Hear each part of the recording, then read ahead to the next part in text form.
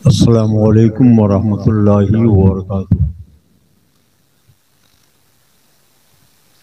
अल्हम्दुलिल्लाहि वकफ़ा वस्सलातु वस्सलामु अला इबादिहिल्लज़ीना इस्तफ़ा। अम्मा बाद फ़अऊज़ु बिल्लाहि मिनश शैतानिर रजीम। बिस्मिल्लाहिर रहमानिर रहीम। अला इन्ना औलिया अल्लाहि ला खौफुन अलैहिम वला हुम यहज़नून अल्लज़ीना आमनू व कानू यत्तक़ून। सदक़ल्लाहुल अलिय्युल अज़ीम व सदक़ रसूलुहुन नबिय्युल अमीनुल करीम व नहनु अला ज़ालिका लमिनश शाहिदीन व शाकिरीन वल्हम्दुलिल्लाहि रब्बिल आलमीन।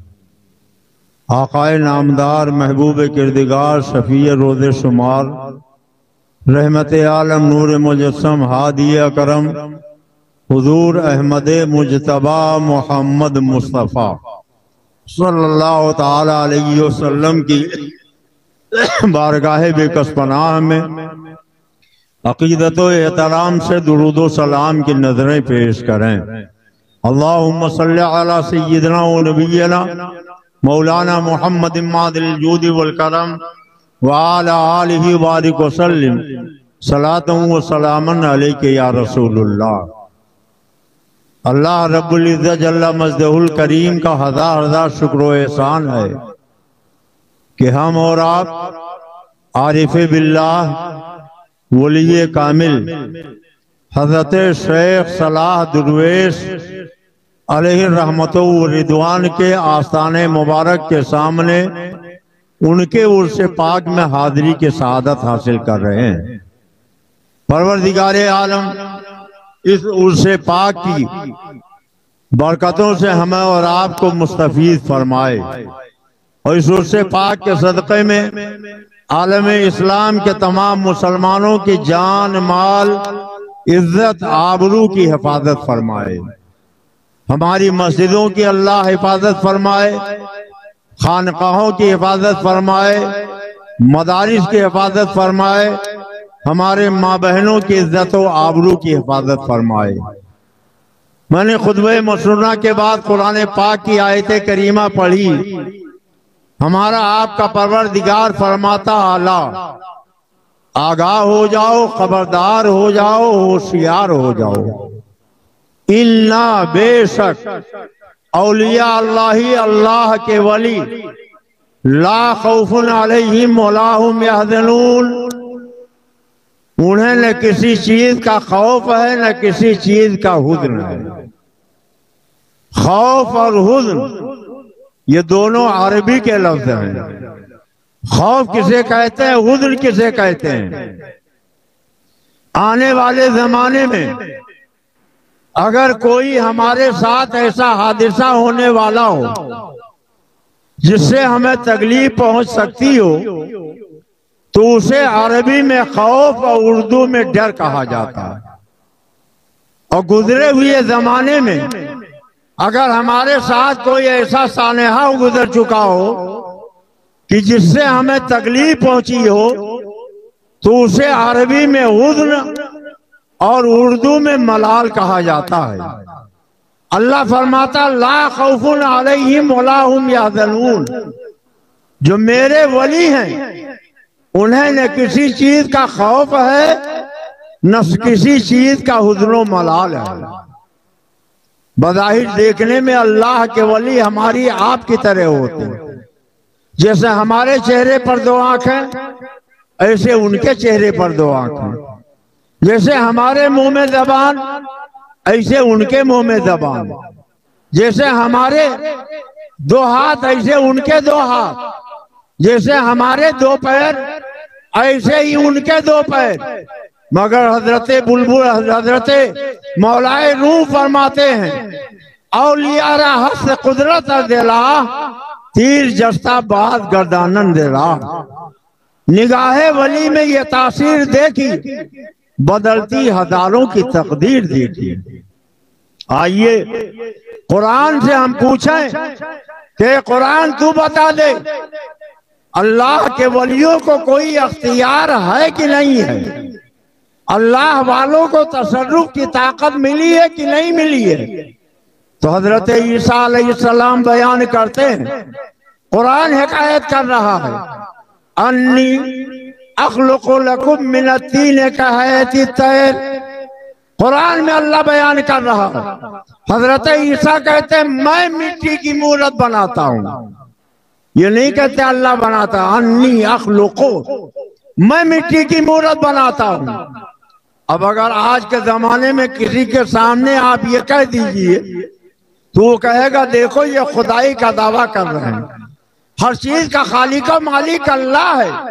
यकीनन अल्लाह है खालिक और मालिक, मगर अल्लाह ने अपने महबूब बंदों को ये पावर दिया है, ये इख्तियार दिया है, और कुरान इसकी गवाही दे रहा है। हजरत ईसा कहते हैं अन्नी अखलुकु लकुम, मैं मिट्टी की मूरत बनाता हूँ, और जब बन जाती है तो फरमाते फान फको फी, मैं उस पर फूंक मार देता हूँ। ये नहीं कहते अल्लाह फूंक मारता, फरमाते हैं फान फको फी, मैं उस पर फूंक मार देता हूँ, और जब मैं उसमें फूंक मार देता हूँ तो फरमाते हैं फयकूनो तैरन बेइज़्निल्लाह, वो अल्लाह के हुक्म से जिंदा होके उड़ने लगती है। हजरत ईसा ने क्या कहा?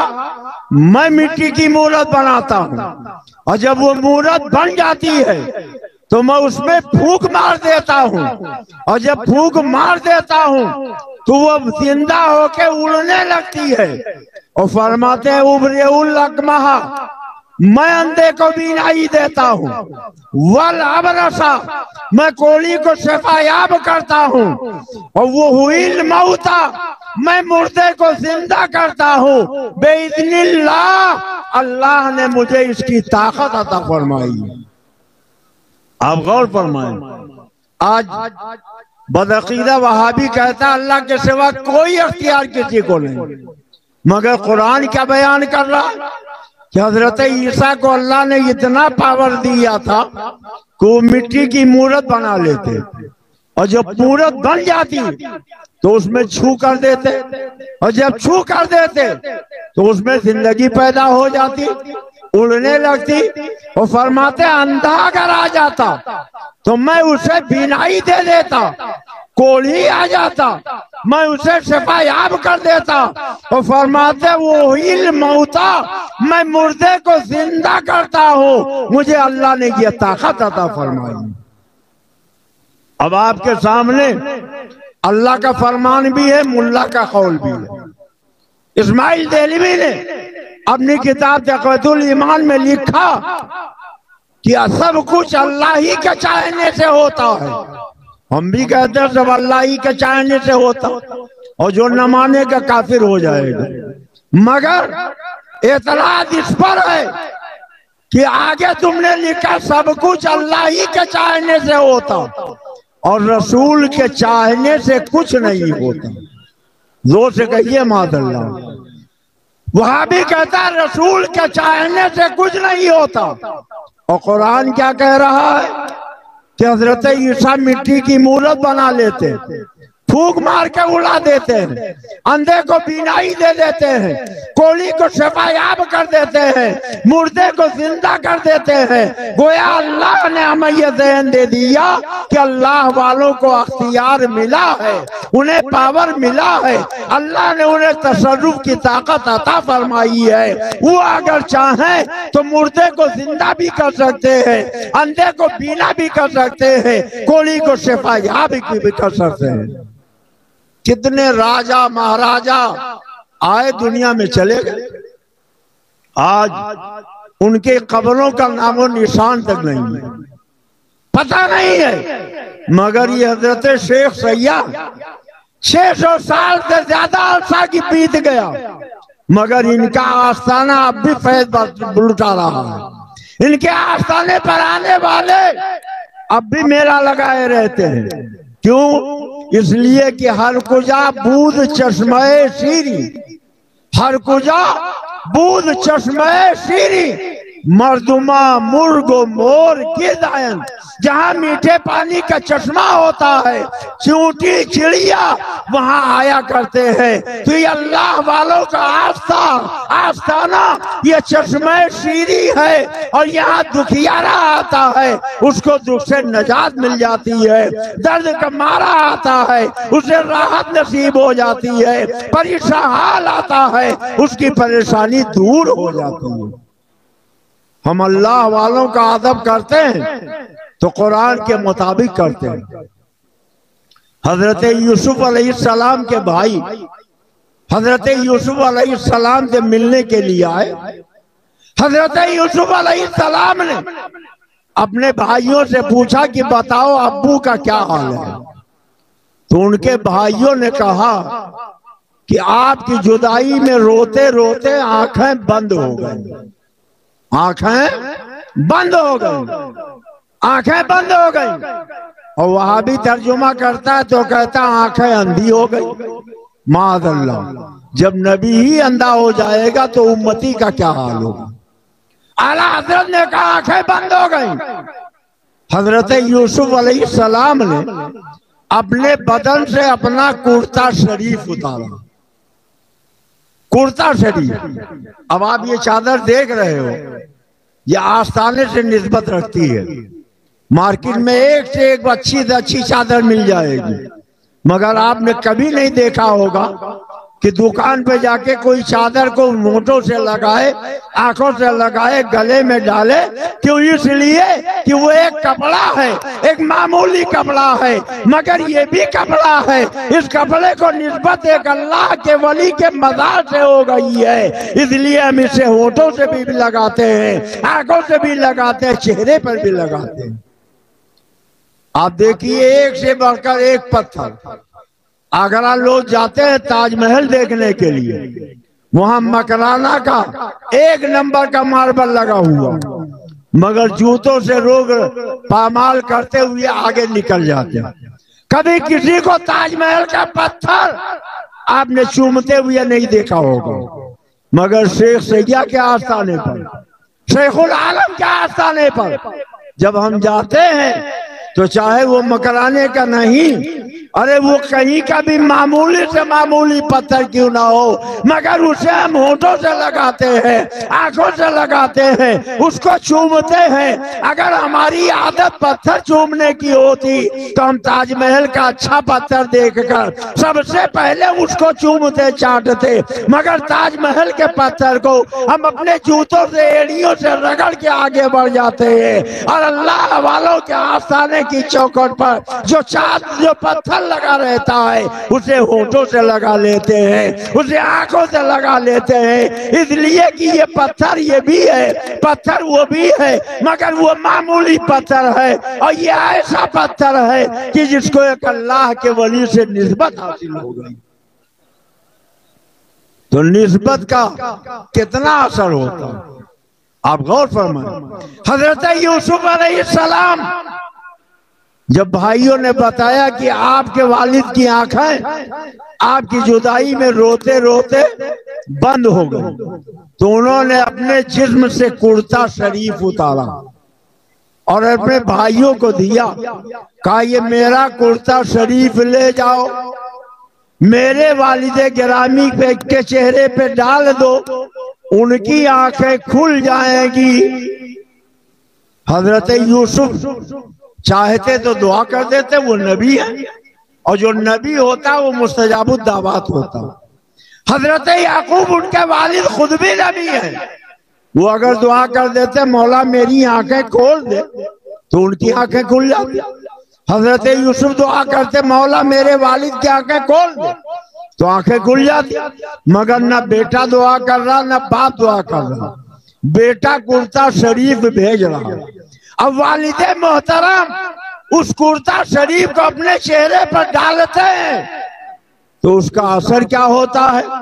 अब आप देखो कुरान में अल्लाह ने पूरे वाक़े को बयान कर दिया, इसलिए कि अल्लाह तो आलिमुल गैब व शहादा है, उसे मालूम है कि कुछ ऐसे लोग पैदा होने वाले जो मेरे वलियों को अपनी तरह मामूली इंसान समझेंगे, मेरे वलियों की निस्बत का कोई एहतराम नहीं करेंगे। तो अल्लाह ने कुरान में इस वाक़े को बयान कर दिया।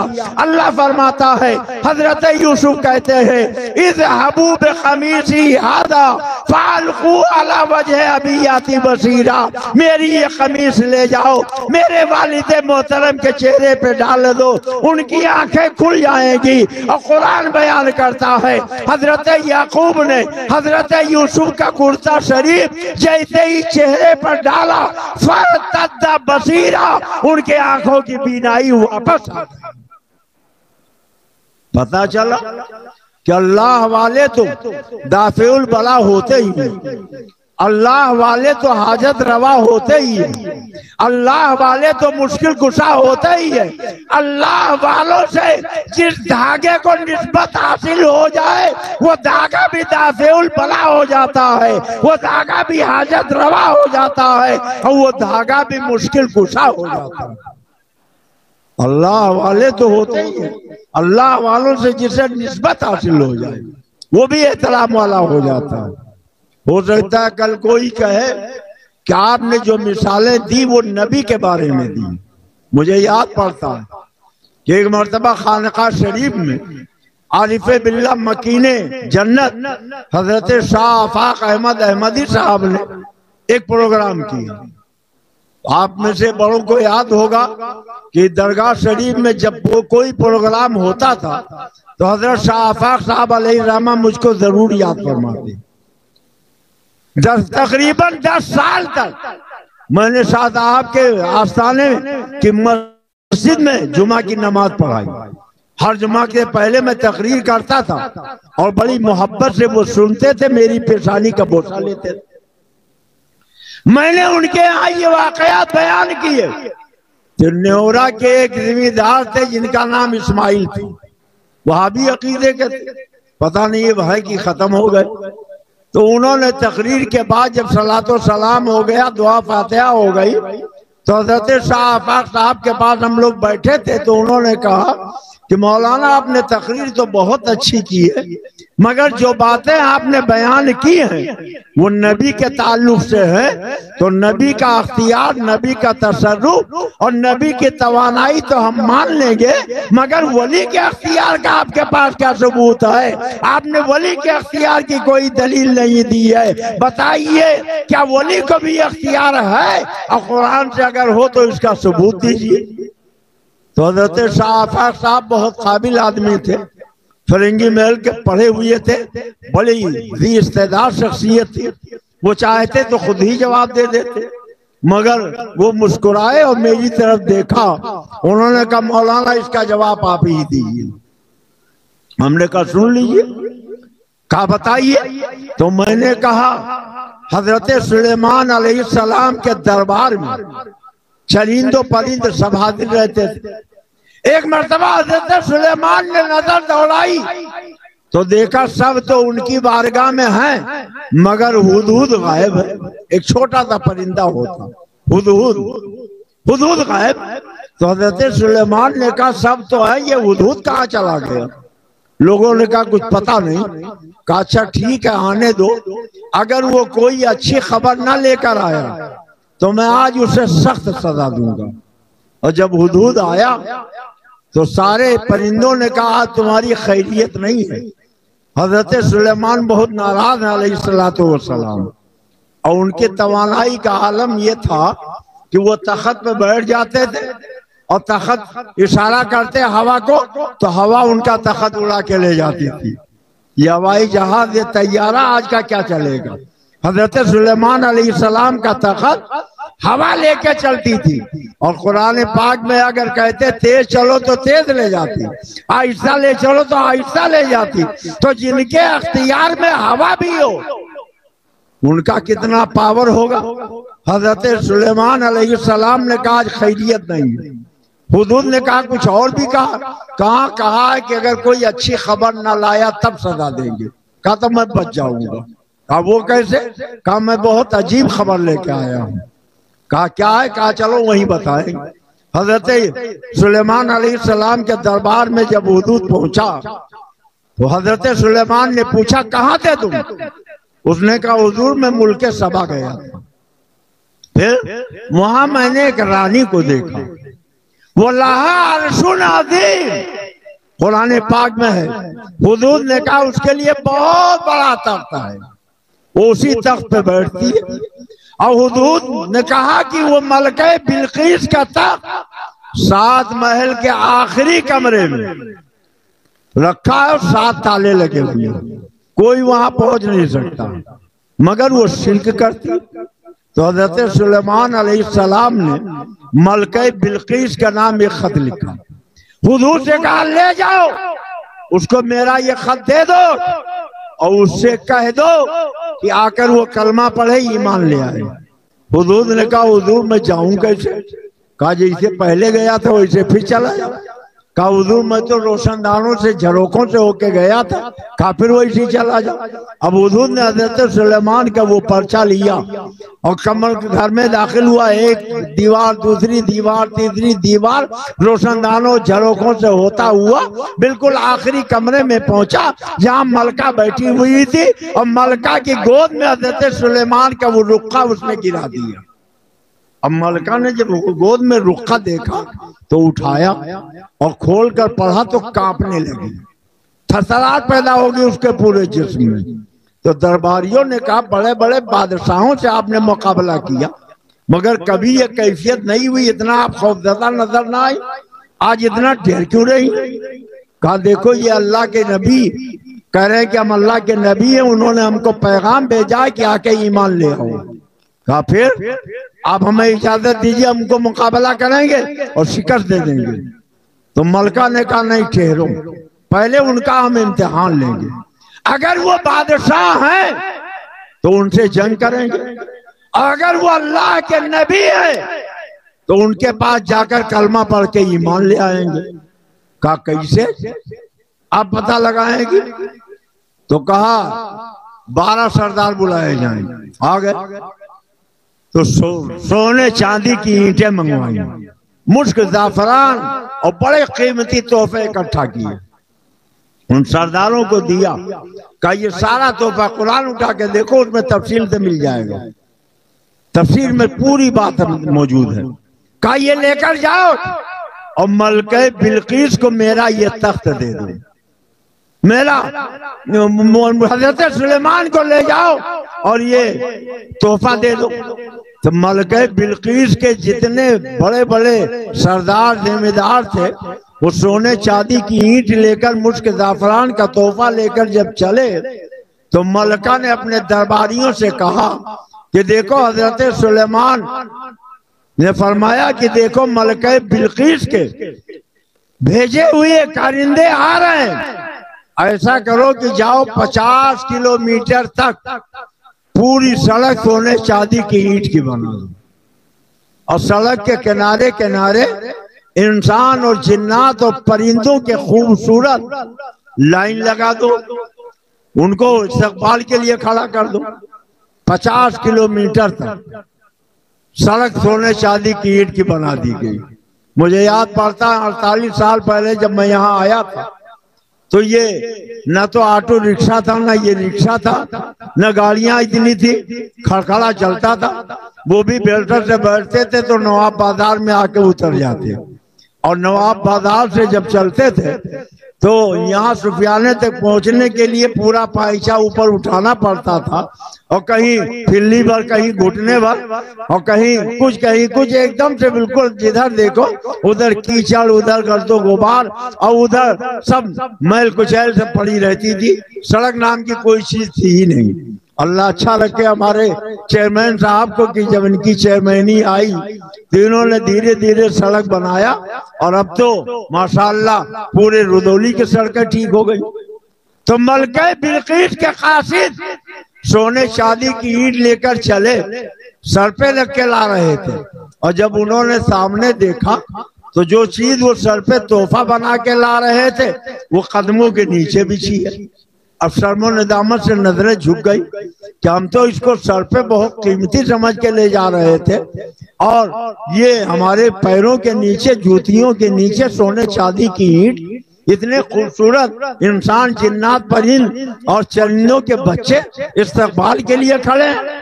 बहरहाल लेके गए, हजरत सुलेमान के दरबार में पेश किया।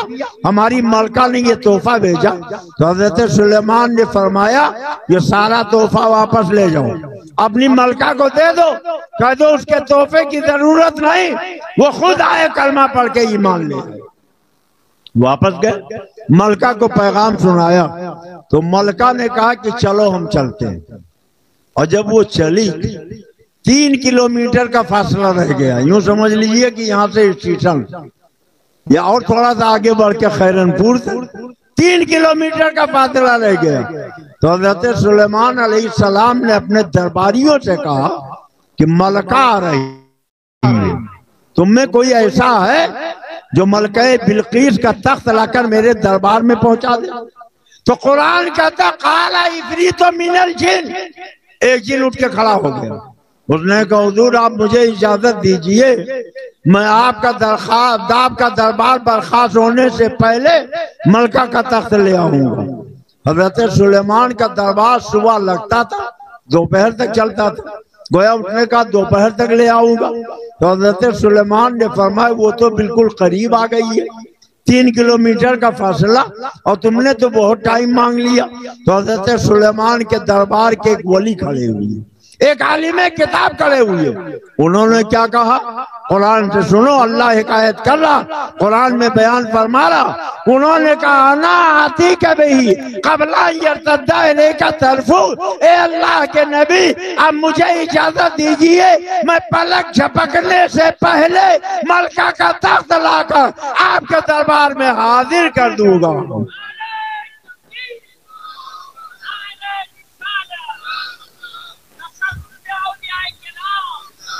सरकार शेख सैया के दयार में रहने वालों, सरकार शेखुल आलम के दयार में रहने वालों, बताओ पलक झपकने में महीना 2 महीना लगता, घंटा 2 घंटा लगता, मिनट 2 मिनट लगता, और सेकंड भी तो नहीं लगता। और वो क्या कह रहे? पलक झपकने से पहले मलका का तख्त आपके दरबार में ले आऊंगा। और तख्त इस चौकी के बराबर नहीं था। कितना बड़ा था? मुफस्सिरीन से पूछिए, फरमाते हैं 280 फीट लंबा। कितना लंबा? बोलिए ताकि याद हो जाए। कितना लंबा?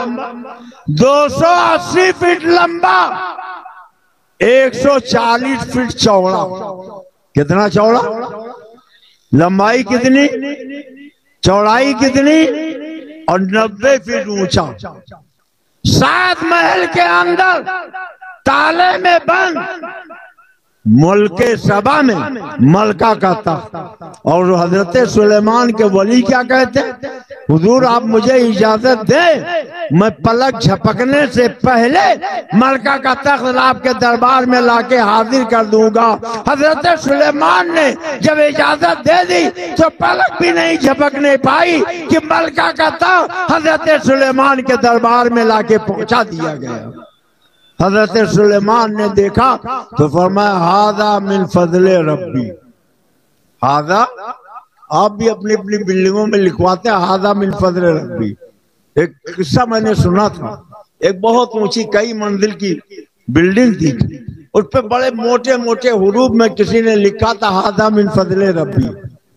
तो एक शख्स नीचे खड़ा हुआ दारो कतार रो रहा, फूट फूट के रो रहा है। तो किसी ने पूछा भाई क्यों रो रहे हो? कहा ये जो ऊपर लिखा है ना हादा मिन फजले रब्बी, मैं इसी को देख के रो रहा हूँ। तुम कौन हो? अरे उन्होंने लिखा ये मेरे रब का फजल है, तो उसमें तुम्हें रोना क्यों आ रहा? कहा मैं शैतान हूँ, आदमी के भेष में हूँ। तो कहा फिर रोने की क्या बात है?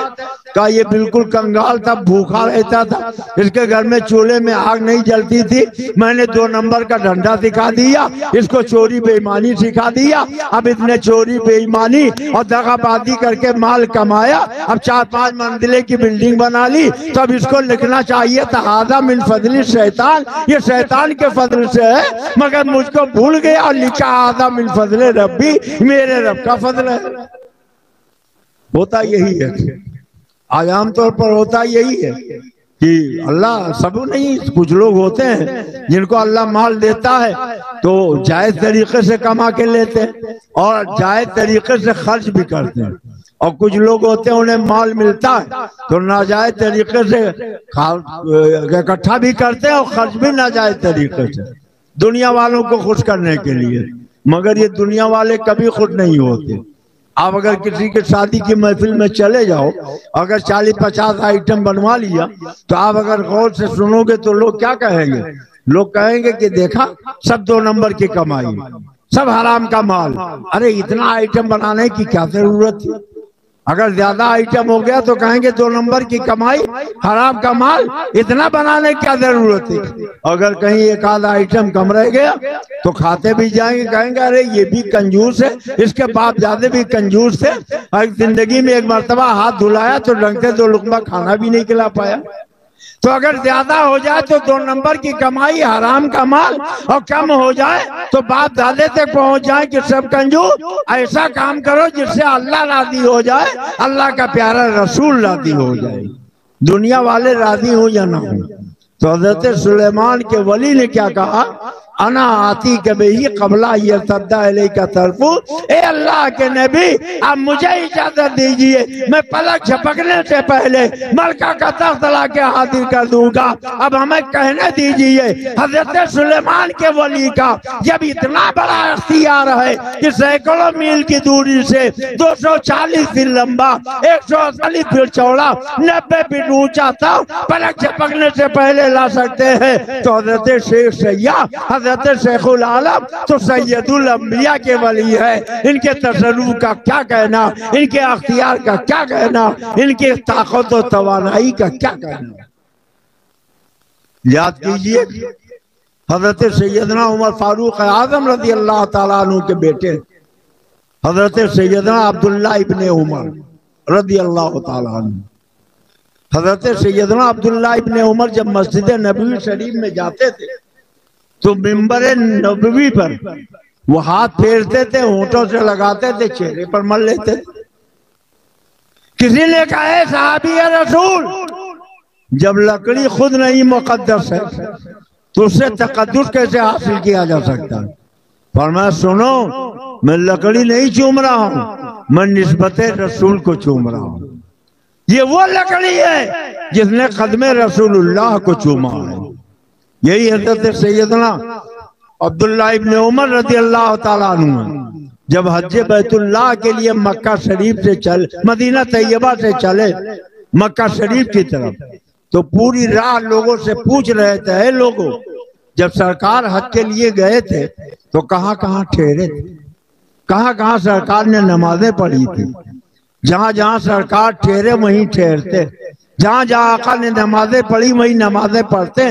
अगर सरकार के ठहरने से जगह में बरकत नहीं आई थी, सरकार के नमाज पढ़ने से जगह में बरकत नहीं आई थी, ये बरकत तो आई थी मगर उससे बरकत लेना शिर्क व बिदअत था, तो सहाबी रसूल उसी जगह क्यों क़याम करते हैं? पता चला नबी तो नबी है, जिन दर्जों को नबी से निस्बत हासिल हो जाए वो भी एहतराम वाले हो जाते हैं।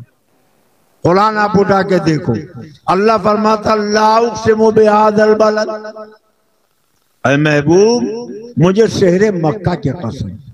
शहर मक्का की कसम क्यों? क्या इसलिए कि वहां खाने काबा? शहर मक्का की कसम क्यों? क्या इसलिए कि वहाँ हजरे अस्वद है? शहर मक्का की कसम क्यों? क्या इसलिए कि वहाँ चाहे जमदम है? शहर मक्का की कसम क्यों? क्या इसलिए कि वहाँ हतीम है? शहर मक्का की कसम क्यों? क्या इसलिए कि वहाँ रुकने शामी है? शहर मक्का की कसम क्यों? क्या इसलिए कि वहाँ रुकने ईमानी है? शहर मक्का की कसम क्यों?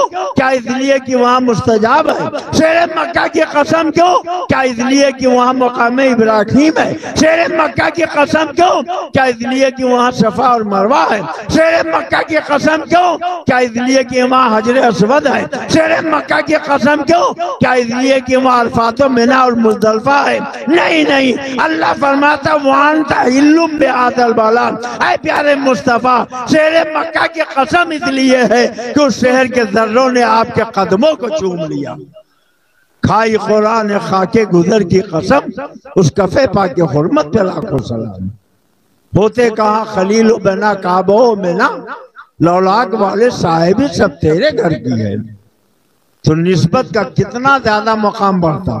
यही सहाबी रसूल हजरत अब्दुल्ला इब्ने उमर जा रहे हैं मक्का शरीफ की तरफ, एक पेड़ आया तो वहां लोटे में पानी लेके वुजू किया, और जो पानी लोटे में बच गया उस पेड़ की जड़ में डाला, और फिर उस पानी को डालने के बाद पेड़ के किनारे किनारे घूमे। तो किसी ने कहा सहाबी रसूलुल्लाह, क्या वुजू के बाद बचे हुए पानी को पेड़ में डालना सुन्नत है? क्या पेड़ के किनारे घूमना सुन्नत है?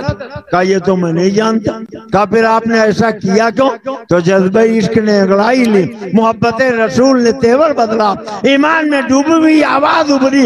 हजरत अब्दुल्ला इब्ने उमर ने कहा, मैं सरकार के साथ जब मदीना तैयबा से मक्का शरीफ जा रहा था तो ये पेड़ छोटा सा पौधा था, यही मेरे सरकार ने वजू किया था, और जो पानी लोटे में बच गया था सरकार ने इस पेड़ की जड़ में डाला था। सरकार इस तरीके से घूमे थे, इसलिए मेरे इश्क ने कहा, ए अब्दुल्ला इब्ने उमर, तुमने सरकार को जिस हाल में देखा है वही तरीका तुम भी अपनाओ।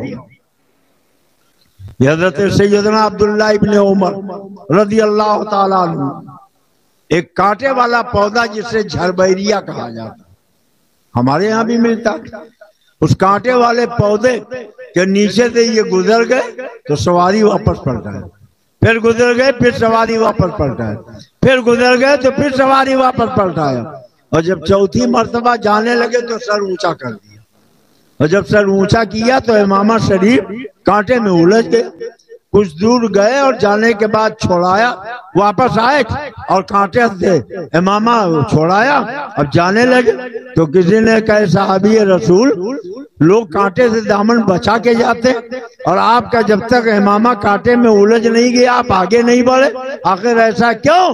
तो आंख में आंसू आ गए, जज्बे इसने अगड़ाई ली, मोहब्बत रसूल ने तेवर बदला। सहाबी रसूल ने फरमाया, मैं सरकार के साथ जा रहा था, उस रोज ये पौधा छोटा था, सरकार इसके किनारे से गुजरे थे और सरकार का इमामा शरीफ इस कांटे में उलझ गया था, उतनी दूर आका गए थे, वापस आके इमामा छोड़ाया था। तो मेरे इश्क ने कहा, जो तुमने देखा वही तुम भी करो। अब जरा आप गौर करें और सोचें कि सरकार का इमामा तो इत्तेफाकिया उलझ गया था, रवा रवि में उलझ गया था, लेकिन अगर इमामा शरीफ उलझ जाने से कांटे में बरकत नहीं आई थी तो कसदर सहाबी रसूल अपना इमामा क्यों उलझा रहे हैं? गोया उन्होंने बता दिया, हमें गुल से बेहतर है खारे मदीना, मेरा दिल बने यादगारे मदीना।